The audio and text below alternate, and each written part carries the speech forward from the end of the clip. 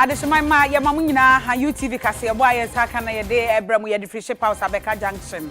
Accra enwumako bi adaromo mo so yasene ema ye de kase ebo ebremu ebrebia ye this way chocolate drink ewie mu onwunu ensu atọ nkran apa no pa nyina eti de ohia ye nsu ohie no atimi aka ho hye ye wo special ice mineral water no ye nsu krogen a obia enom wo office fie ba bia wo bia no pe na esesa wo no mesanse nsu a wo Ghana na ye mienu pe special ice and one more aka ubenya bottle and a face so ubenya sachet de ye wo special drinks and no ya nonom de wo de chef fridge na ye nwuna wo no mu a ekoyie pa sanso ne wo best point savings and loans ofunie usikanie sanso na ye wo best assurance and best pensioner wo mo nyina ye nwumakuo a wo mo eso yasene ma ye de kasebo ebremo na de edimo akotene bi ni se Ghana mampanyi na nado danko Akosua do abasobode kese wo Serbia na wode ahyehye ne fefefe ye de mu ensem ebeba Ghana ne Germany nso womo ama enteteye wo wonmo a ewo enwuma enkumankuma eno so wonsem ye de ebeba sanso na se ye kọ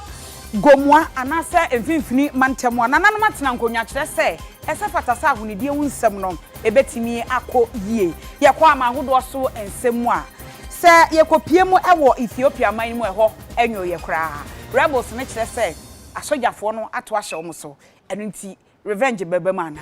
ni nyina mu no ye de ensem no ebebremo bidi de Akosua Sarpong afa ye kọ ensem ni mu de a Ghana mampanyi na ado dankwa akufu ado akwa kopiemu ewo Serbia man ni mu na wokọ ye no wo mu asiesie no ya abasobode kese a ewo oman ni mu na wode ahyehye mampanyi ehye na nimonyam sa His Excellency Nana Ado Dankwa Akufo-Addo Serbia mino abona basu pa ama abasobode a eno ewo anim ewo Serbia memu ena omo ede ama His Excellency Nana Ado Dankwa Akufo-Addo omo pache se ne modimbo se wo boa ama abibiman atimi afa ne ntumapa afra ena enkutahudi a eda wo man Serbia ene Ghana entem no atimi agina atintim eno anyina enkamfo ano eno mo hwe so a wo mo de abasbode kesiesei ede ema omampeni Nana Ado Dankwa Akufo-Addo na abasbode anyina eba so ewamra na wo mo ehye wo mo afi eye 60th anniversary ema the non-aligned movement nemra na omampeni ede ensem atudwa no wo se efi ye mampeni a wodi kan Dr. Kwame Nkrumah emreso ebeshi enne no dan ne dan nyina no wo mo ehwe se na be ya enkitawudi a eda aman entem no ebetimi afa ne ntumapa efra na Ghana nso de enya de a wo mo ebetwe mo ho da afri sa enema no ho na dan ne dan nyina no wo mo behwe ama anyonkofa ena ada wo man Ghana ene Serbia entem His Excellency ede semsei atudwa. There's so many areas of activity that we are already cooperating and we will continue. And new areas, the scholarships that you are awarding us is something that will be of very strong value to us. We know the important strides that you have taken in the world of digitalization as well as artificial intelligence. And my understanding is that the majority of the scholarships of the young people who will come from Ghana will be in this area. I think it will be something that will be truly beneficial to our country. There are other areas already. We're cooperating in the security area. We want to heighten that cooperation. The Accra International Conference Center, which is our main conference unit in the capital, was itself built by a Serbian contractor who continues to do a lot of work in Ghana. So there are lots of areas where the cooperation between our two countries is really meaningful. And this visit is intended to open the doors to further cooperation. As I indicated to you in our meeting, in the course of the next month, a Ghanaian delegation constituting several different parts in fields of agriculture, education, and the security, the defense industries will come here and sit down with the officials of your government for us to be able to work out in detail the levels of cooperation that are available to us in the future.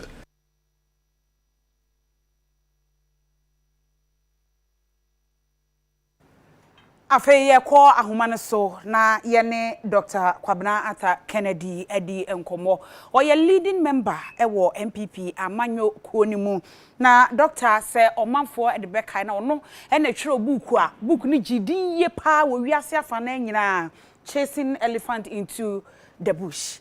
Na waba ahoma ne so ene no emo MPP enkomo kakra afe enkomo ahodo bebre na ye ne no ebedi awie. Dog bacha wadaro mountain nka ya mo aha ewo UTV so mejodo wete funyi na asumichia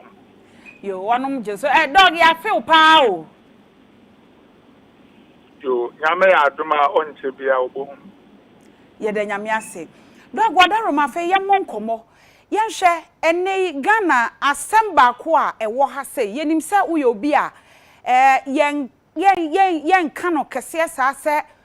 sebi otimi kan wadwen ade na ye nokra abeka se ye nokra nye nokra so abeka se nye nokra enu nti enkomo ye ne udie yenim se nokra bi a wo nim ene se de wo ti ase bia no wo bema ya hwefo so ate ase sa wadama se ye nsamba kwa eda apono so Ghana ha a ye tete no ye twitwa no basa ene sre eye LGBTQI+ ensam yi aba betodwa empanimfo bi atena se wo mo akurukyire nkrata de akopie mu ewo emrahye bedwam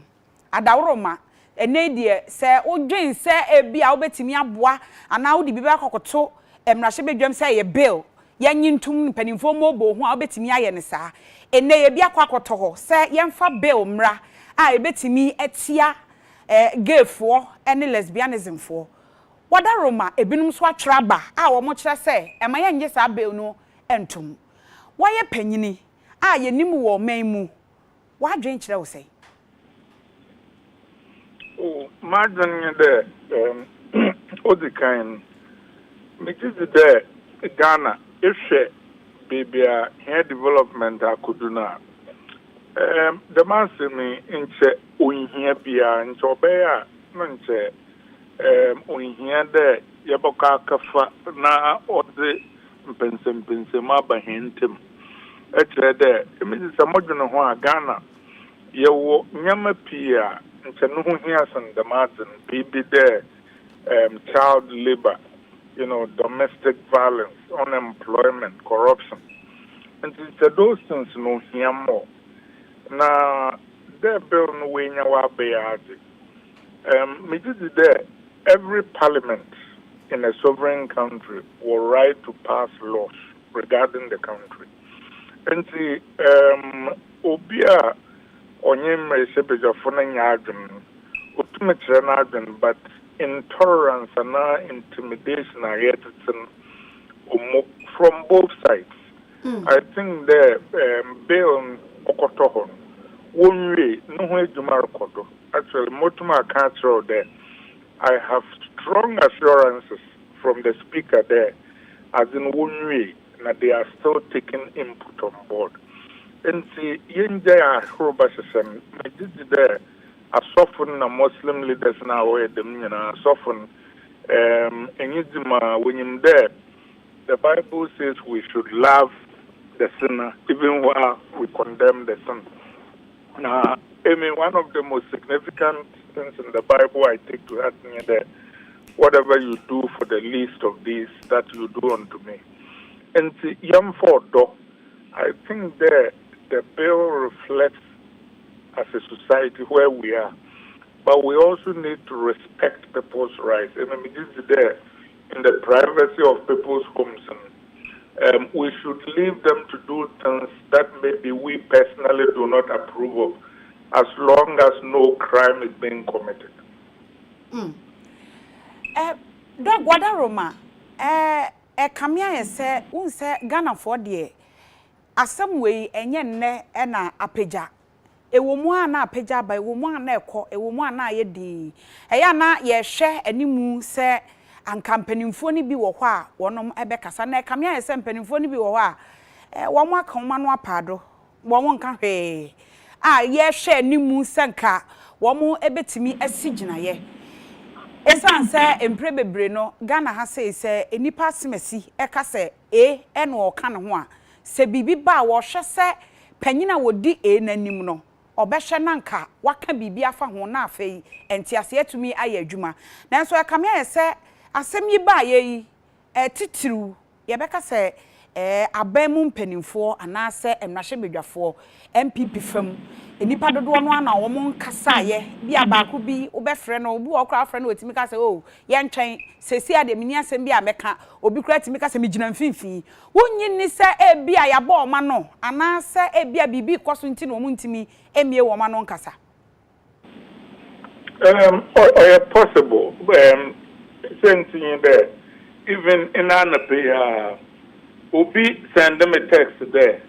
Even prominent lawyers were against the law. Usroda Obakasa because Nkrofu we did, which is very unfortunate because that be lawyers the fact that all defend the criminal instead now so a criminal. Since lawyers advocate a lot of things that personally they may not believe in. But it goes to the fact that I think there is a lot of fear and intimidation. Okay. We should lower the temperature. We are members of the same community. So there you to me is about this so that it reflects our social values and it also protects the rights of those of our brothers and sisters who are LGBTQ. Na dogwe say omo bill ya omo de akoto e fa ba bi so ekenkan se ye koto se ana yesusu se obi eye bia omo bill na omo de call na fa ba bi no e kire se sa nipa kro no eni kwan se obi de ne nsa kan wa do nsa ebe kan no wo so asotwen wo ho aye de ebe mawo eni bibi etesa senke no so no e ya de bia anka ebe kasa ebe bo omo ho ban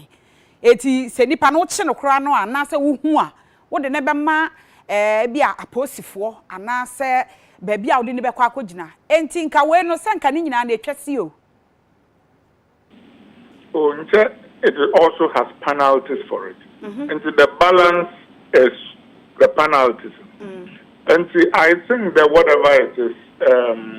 the process is going forward and obia or agent I can tell you that the speaker and those who sponsored the law are very open to input. And so BOBB can. He should go to the table and make this known. Or you in here there,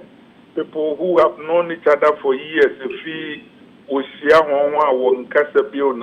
that is a disservice to our community. I think that Parliament is reflecting our values, but it should do it with sensitivity. Dog, sir, ya bawo nchen wo gina ye ne sei. Wo be pene say ye ma bill nimra ana ma ye ma bill nimma. Oh, the bill is already on the table. I am there. I told you that if somebody was taking my advice initially, I would have said the bill knowing here. But it is now on the table. So now that it is on the table, it should be done in a way that in effect reflects the values of our society and yet protects as much as possible the rights of all Ghanaians. Okay. Afe dog yentwi ye hu free LGBTQ na fe yemra MPP amanyoku nim. Se wo party ni say. Baby a wo yi ene Ghana. I think the party is in trouble. And the reason why the party is in trouble in there Ghana and Kasa Fourth Republic constitutional dispensation. Parties have never found a way to hold presidents accountable. Furthermore, our society have never found a way to hold parties accountable. In 2009, I remember there, I was part of a conversation in which some very senior NDC members, I don't have their permission to remember, they were complaining that now that he was president, Mills wasn't listening to them, that he was a free agent. And some of the MP people who were also very senior members said the same thing about the Akosua administration that had just ended. And both of them were talking about a South African model. In the South Africa, even though Mbeki was president, the party could recall him because they did not like something he was doing. Their point was that once elected president in Ghana, the person is almost a free agent. I think there must be more accountability to the party by president. But in addition to that, the society in general must also hold parties more accountable. Okay. For example, they are confirming DCs, and all over the news, we are seeing open reports that we had the same thing in parliamentary primaries. It will seem that as a country and officially, we are against corruption, but in our politics, and people can openly pay money to be given positions. I think as a country, we need to fix that problem. Having said that, and leading back to the MPP, because of these things, the party and the government are not in sync. And that is not necessarily because of this president. It's a systemic problem. Okay. Dog, wadaroma mami misa we say enipa bi nom ayiyi wo muti e kire se wo mo pese betu franka e de ma MPP amanyoko no esan se yenim se mampanyi Akufo-Addo nyame adom ne mfie nan we ekogu ana wode ne dwumadie aba ne wieye e wo MPP amanyoko nso obetu franka bio na enipa bi a wo mo beba yenim se empanimfo bebre mempese mebodi na mejabi ebia na miru akwa kofi bi na akoye se wa ma obidi wadaroma MPP pese wo mu breaki 8 years no evision enwotwe no se emfie nan we si a esi omo pese omo to aso bio hwan ena wugidi pa se obetimi aba beto aso na watu frank ama amanyokuo no no de breaki 8 no. John, the match about the answer is in your question. One that I say, Area, a Bobozina, Beju. It is since we don't have official candidates, young chance, official candidates now, then we'll think about them. Say, Ebi a dog, Nanka, Ubetimi, Obu or share ni Jumedie, war party, why leading member in Fiebebre, near Unim said their party, Nabosi, city, dear. Ebia, who will be our share. Nipa na tebia ne nyoma oye bia uhu sesa nipa nka ebeboa. There are quite a number of people like that. Even President Okro and him fear kakasa, and some of it got him in trouble. So let's wait till we have the official list of candidates. Na se koba se bia enye nipa bi o de yebe yi no na wo ti akire ya wo hwe e bia na nipa kro no ommo ama 8 no muntimi break ya and so why is the makamagin and when we reach that bridge we'll cross it. Eti dog go say enche bia wo beba Ghana na ye ne wa bonkomo yame aduma yo dog yenim se wo adwuma ma ye nyai wo na kokoi toa wadwuma so dachi bia ene akiri ye besan ye ne wakasa ye da se pa yo medase yo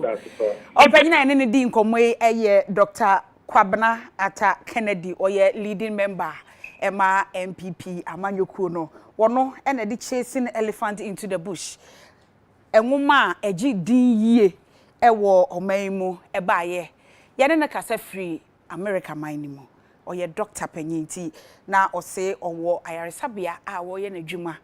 se oman papa ye to aso edia second edition we ye Ghana Germany SME training we eye enchechira eno ebetimi aboa ama won mo abiebie enwuma nkumenkuma no etimi akoso no hu abose kwan obefa so a obetimi de nneoma akwa ama no ne se Ghana ha so a watimi aye ni yie. A second edition Emma Ghana Germany SME training any exchange programs Akosua Akosua ewo enkan na ne nyina no wo mo ehwe atete wo my Ghana emrantie ene emabawa wo mo ade wo mo ho awura eye enua sede be a wo mo ebetimi ade ebi aye eniema na efso abamfaso ede ama wo my Ghana na ohwe eye dwumadi a Akosua ewo enkan a the broni efe no furniture production so mo ebetimi ade enua aye enkunya ene eniema edi enua eye sede be a efso ebebamfaso ede ama wo man na sadia yenim no woman Germany ena afibia no womo etimi aboa ehwe etreni Ghana fo a womo ebetimi aboa na womo enya ensanodwuma eno nso ebetimi amoma famontumopa edi efra na ora Timo Tech Harros a wono efi Germany ene John C aye duty womo ene ensentrofo etwetwe nkomo efa Ghana ene Germany aye SME training ene exchange programs a ekosunumu. Well, maybe it can work as a role model, so we can show how it works in Germany. And I know it's not everything you can take and you can implement one-to-one. It's not working because Germany is different, Ghana is different, different countries. But part you can take, maybe, what you see, you can learn from that, you can implement here. Yeah, any Ministry of Finance, any Ministry of Trade and Industry, share SMEs ewo Ghana sa ye boa omo a omodwuma no betumi etumpu a ombeden ombefa nipa aka omhuni adwuma say na unemployment problems here on eso beti kakra intino broni free bibi growth oriented SMEs omo pese omo produce here, their products can be sold outside intino sa SMEs here the oma bay education that's 60 60 we at second batch omuye eduonu 20 ye we are omuye training wa ha we are ye de ombekọ amana on Germany na omoso ne SMEs a omuye omodwuma bi akohia training no bia no a ombedi nkotahu ye se omo fi Germany ho ba de ombesua ho no de ombesua ha no ombeka abom na omde aye adwuma na so ompese omode omonoma no bi kọ abrochire a na challenge bia emba nia German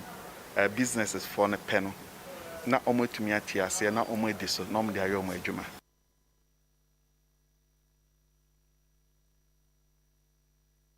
Afe yanko Western North region na yekọ aban krache panyini a wo ho mekire sehwi bodi ono eyo nmunyafo Ignatius Akwasi amankwa na anasem ode atudwa ene se ene planting for food and jobs yi aboa ama emabunu nipa dodo no na omanya adwuma eye ewo manmu bia yenya esika firi no edoso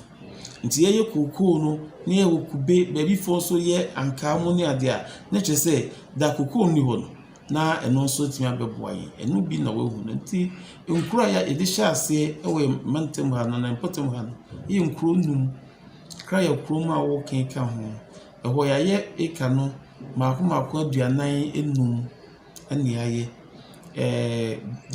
denchemuosi eno so ye Sara Datano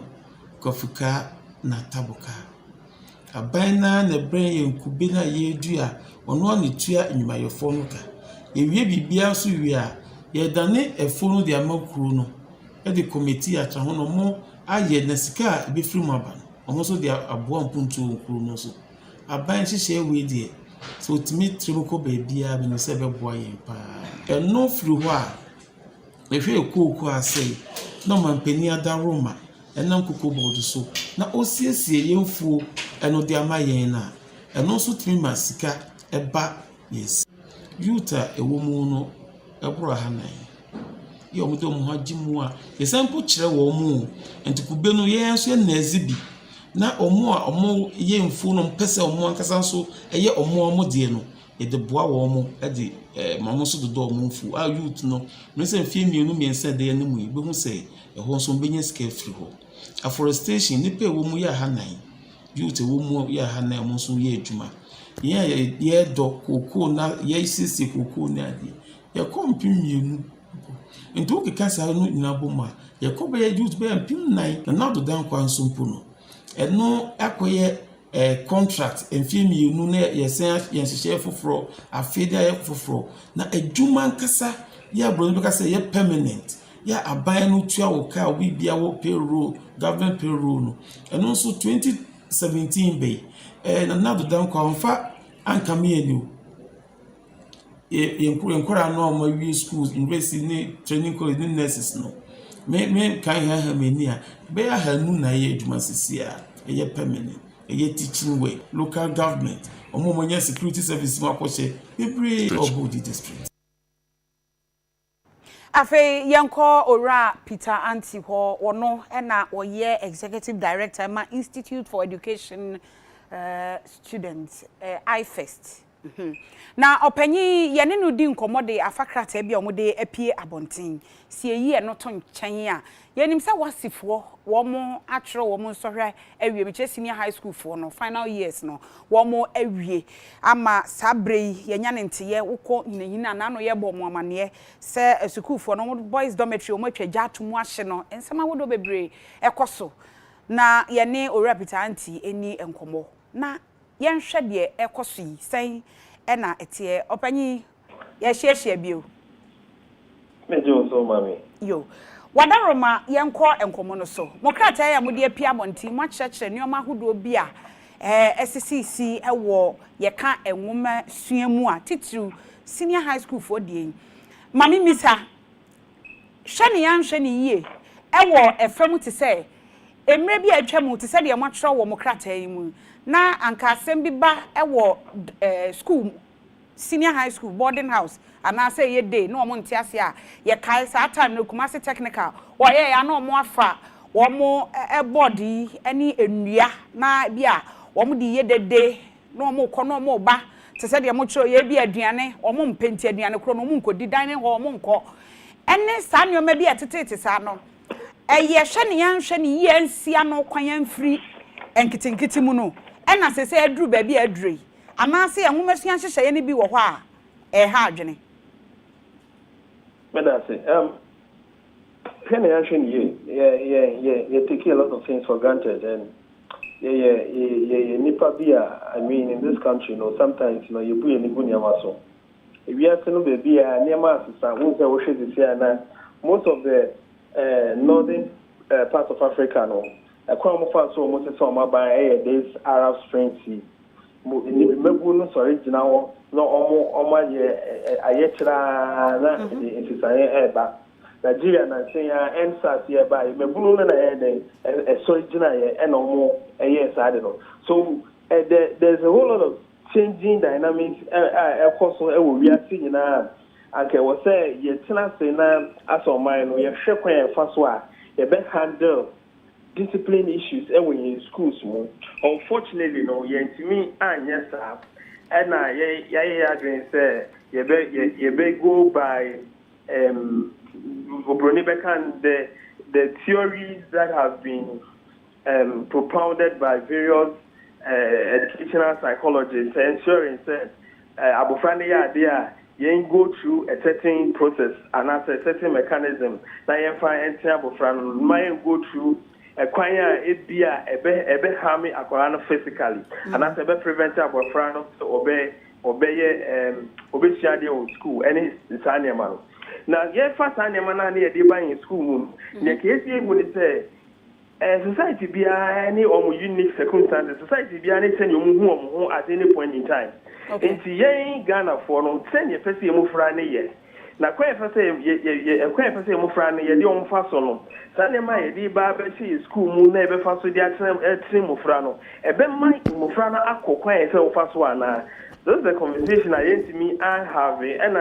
I'm to see an schools and when make I say we are obetimi alpha reporters so I'll go through most of the senior high schools and even the BC JSS for kwale yo mutu ya some Frank Kitty talk to their teachers they will tell you say omo mushe they my year it is and you cannot control them. You cannot do anything. What do you mean discipline? Because when you make mistake, they will harm you. And this is what I say. Almost the answer, almost train, almost because I don't know most school. But school so they can yes train. What things about frano? Make use about frano. Ne dress ne casta ne ye bibia. Nyama send a fata. A best fitting to society na yin na epeno. This is something we've ignored and we are all talking about. Ese mufrane party o, ese mufrane suadio. Musubai no ena ye ena ama nema akosenia eko mirantie asem ba ko a na ye didi hu nkomo ane se no enkane no se ekoba se bi a teacher ni bi ye akwada bi bone a ye ntumi nka se da bia panyine no ye right mpre bebre no bi a teacher ni bi ya akwada bi bone na ontumi mu teacher ni no ana ontumi nye bi ntua ne ka na omode saa yaw no kan nyina bom se uko schools minim se wo breso a uko school no hunu bi eya school bi wo ho a ye wo particular teacher bi wo ho yesi sa teacher ni we de wonye enti ubehu ansa ebia titru mema no no mafa no ho adwen na ebia omo pese omo ye ni bibi so omo antimi anya kwan bi anye ni bibi a na wo mafa so de wo mabufuo no akohye school nim wonyi ni se braso se te se de na wo ka psychologist wo mo ye behia wo mo wo school ahodo nim se wo guidance and counseling sa de no enye adwuma eno na eka ho bi ma yentimi nhunu enkwada na dwene wo kwan bi so ana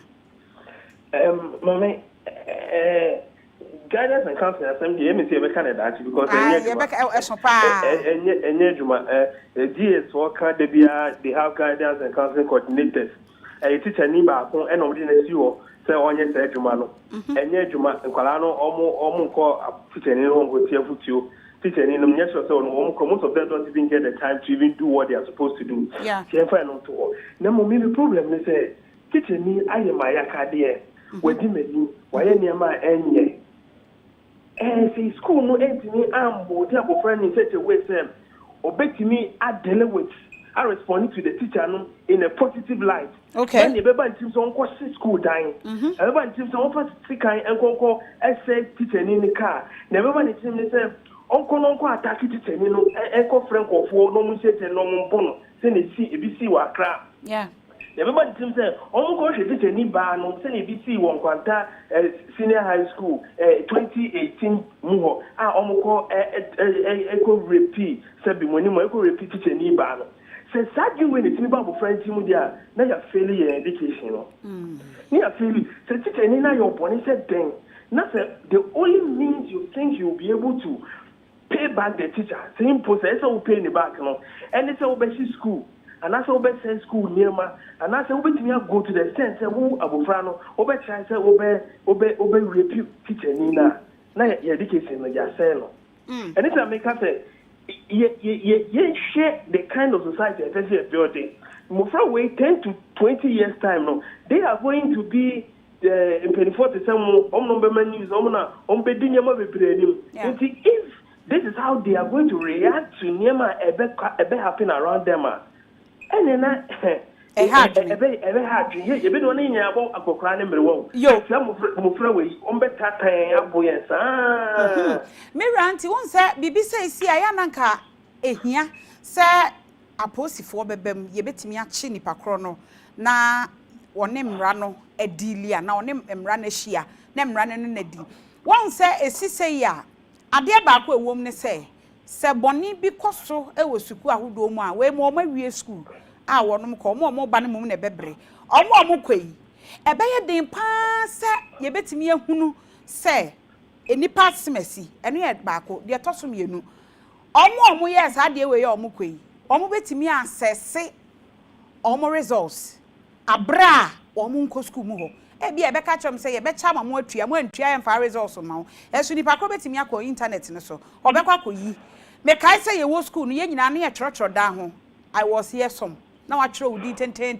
na de agu afi betom re bia se me penti school no we mo nyina no e betimi abakra se wo nko school mo sa wo kwaje results so wo sabeka wonyi ni se ekwan foforo bi wo ho a eno betimi aboa ama wo mo a omo ye boni se ye wa wie school na ba ye boni se no kwaje results a anka wontimi nya na ade atoa so akọ university ana cranking komo we ya share no Adeba kwa can say ye make a broader stakeholder consultation because you say ye di adiebi etu penifo animu ye pese ye sha say ye say why for ebetimi a recording kwala results no nti obe ko internet impo so ko check no results emma so why for ye say we are ye pese Ghana Education Service extra krata na omo ko all tertiary institutions na omo teacher institutions and blacklisted not as a way bra you who from yes I do we na wie no okay who mo wie no omo blacklisted am fra we for the next 2 to 3 years. So, to me, access tertiary education. Okay. Now, once they are not accessing tertiary education, they are going through a certain kind of psychological and emotional intelligence and counseling issues. Be a backbone now shaping your behavior in such a way that some find themselves finally in any institution. And these are conversations we need to have. But then you cannot even state this as a officer because parents are involved, schools are involved. Indeed, never be saying, I was here to now you dream Babel Chrome. Near Cassette, to say Namufrani, apart from the police for ever shown, no more family. I was set education system, so 18 for Biswa, about dealing with them. Now, I making sure, say, almost children, almost yet, almost me, that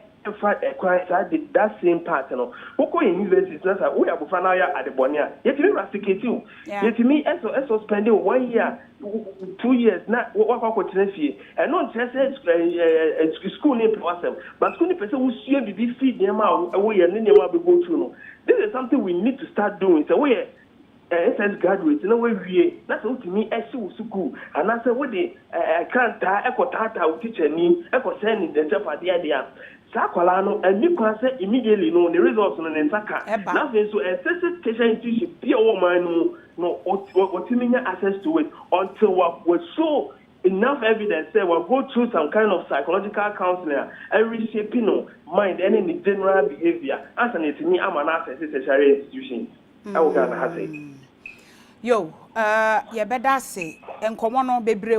ka questions in the baby or one key baby son, so a brand comedy say, said you okay, and ye fitty as you say no, ye better also as a woho, ye that's a papa.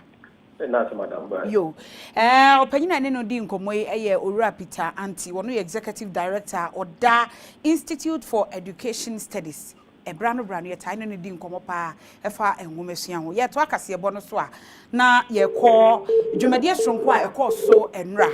Enra na area singing da wode esiwo ekai emaya International Day of the Girl Child. Na uko Zongo Development Fund wonum any Light Foundation e kambo mu ye nhyehyeye a womo eko suku ahodo e wo assignment basic schools no e ma wonum ene maye wo kodi enkomo eno ene nam soma Alhaji Dr. Arafat Suleiman Abdullahi wono executive officer e wo Zongo Development Fund opanyi kire se womo bekoso a invest womo behwe nkwada no maye no se de be ye ombenyini fe na womo enka kwen. Empire Pino and Maba mo zongo abrono so no dodo no anya kwanya ensua de anase omonko adimu e wo sukumu na eno enanhwehwemu amano abeda di se eno ka ho bi ena emampuntu enkoso e wo zongo abrono so na ene aye International Day for Girl Child no Light Foundation for any Zongo Development Fund for akambum akodi eda no e wo ashaiman e won kran krodwom ha nam so amopanyi kwankyere for da Zongo Development Fund ano Dr. Arafat Suleiman Abdullahi e de atudwa se mo eden hyehyɛ pa agufom ya wo mo de beboa emaba wa wo mo zongo so se de be ya adusua no ebetimi akɔ animu ama wo mo titiri kwan ya wo befa so asua akenkan se de be ya wo mo ebetimi akɔ akɔ wo manim e wo mo abrabom onam so e de atudwa se wo mo ahwɛ e de sikapudu ahyemu se de be ya ebetimi aboa girl child education e wo zongo communities educational level dia no kurani yen share da pa se ye twa mmema gya ne afokoso yen nyesa ebia so grant bi ane ema eno na em se ye hwe ye man ehu se ema ne dodo because nye obi ane etimi de ma no obi wo ha beba mprenu mprensa obi wo mfie mienu obi wo baba akopɛ ye ma biem eno che se ye hwehwemu bi e be ya afa nipa no ho no ene be kire se ye nto aso mfie mienu ye moa obi a ma ne nko mfie miensa da bi mfie mienu wo ba technical skills ana se ICT sesi a man mu ye ka se Zongo Development ye wo ICT nko 37 se ma do so no munya computer no a nyane ye nyame na ahwehwe na ade na ba na do so enu achi en opanyin kwantrefo a oda the Light Foundation ano Sheikh Ali Abubakar na Pari enso ade nchichirimu ba se Zongo abrono no ebetumi atumpon pa se wo mutumi eye investment kese pa e wo girl child education mu se de be ya beboa amampuntu akoso e wo ho enu nti wototo asre awofo nyina se wo mo ema wo mo mama enkosugu se de be ya ebeboa wo mo ankasa dachi. How long are we coming to stay? Let's identify our priorities. We shouldn't put our resources in things that does not matter. What it matters, they are our children. When you educate them and give them the education, please, even after you are dead and gone, the children, because of the education, they will know the importance of parents, and they will continue to pray for you. So I urge on every parent to pay a special attention to their children's education, especially the girl child.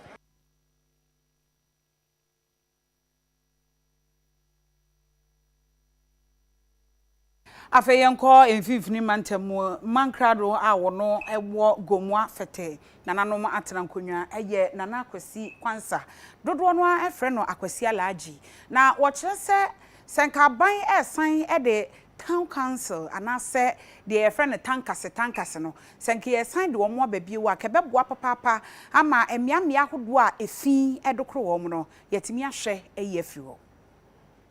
Aye nana abori amu awanya na kura akọ na de bia ye cleaning no mo e festival mu na nana abori ata o ye fetehene e she kuro ni nyina ne na asafo mba ne adede kurufo e wo feta asase su nyina se yenye cleaning wo kuro mu na edom no ne adofu school fo kroma adekurufo nyina beta nana abori ata echi ama ye cleaning kuro mu yeda ma se awo ba kuro mu ha say fete yempo anu de ye best ye nkyere kuro bi a wo ga na o se yempo anu enti ye pesa awo so e ba kuro ma hu se ye kuro mu so e fe se ankrofo kan fete asem se oja wa ha no oja bi ani ha sa enti ye besre aban se etiti bi a o ma dwe so mpese o mo be ja na na boy amu akwan no o mo mbra na o mo be ja ne kwan ma ne ye fefefe na fete kuro mu a o si ha boni bi ani ha aha ya asumdwe kuro aha ye kuro a otine ma wasumdwe aha ye kura wo ye bibia ekoyie ma nti ye besre aban se eban boso a prosi fo beba bebo ye ho ban so ye ne prosi sahene a owo region ni makodi nkita ho ade ne nyama egu na kwan mu a ban boso da na kwan mu se de etie pepepe ban bo be sha ase wa ha efi adwada ebe prosi fo so be sha ase so mo bo ban dia ye bedi e wo krom ha no se omutumi sesi omo ho fine sa eniama nketenketi a omo hye na ade no dressing bi wo ho ana enye fe ensese e wo se abayiwa utumi hye sa dressing no esanse eye eniama bebre e na esisi e wo man mu e wo se utumi hu se ampa wo so wenum nyam betumi apie wo daachi e betumi amama wo so waba empanimfom e bia e betumi ama wo dibiru bi e wo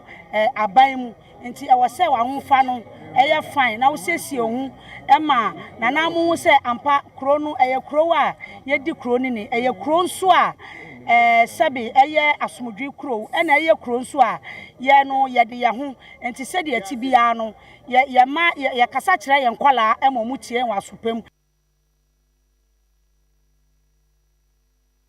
Afeyenko amangudo so ensemu ana yeko Ethiopia mainemu na yenimse rebels wo mo age efani baabi a wo mo ehwe na tigrifo yi kire se Ethiopia asojafo no aba sheda eto hye wo mo so a na aban ne se yenye sa o nanso so se de esi kon Ethiopia aban no kire se eye entronko a eno mu twa egu wo mo so ntokwa no asan asori bio